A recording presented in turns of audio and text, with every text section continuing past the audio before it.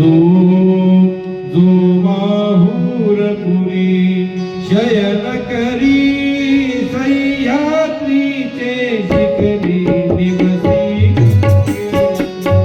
स्नान करी भिक्षा कोल्हापुरी स्मरता दर्शन वारी दया तो आसरे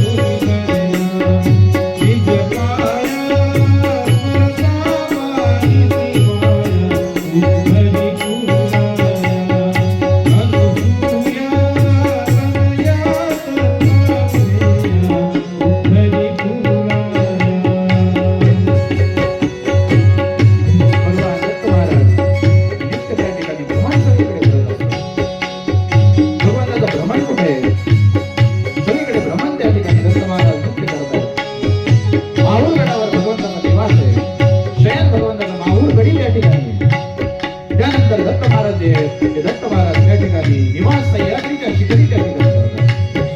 त्यानंतर दत्त महाराज दररोज स्नानाला गंगेच्या किनारी काशीला त्या ठिकाणी जातात. गंगेला स्नान आहे दत्त महाराज. त्यानंतर दत्त महाराज दररोज चंदन लावण्यासाठी पंढरपूरला येतात. पंढरपूरला दत्त महाराज ग्रंथ लावण्यासाठी चंदन लावण्यासाठी येतात. आणि त्यानंतर कोल्हापूरला दत्त महाराज भिक्षा घेण्यासाठी त्या ठिकाणी. कोल्हापूर दत्त महाराजांचं भिक्षास्थान आहे. असे दत्त महाराज महाराजांना एक महत्वाचं नाव आहे. दत्त महाराजांना समर्थगामी त्या ठिकाणी मानतात.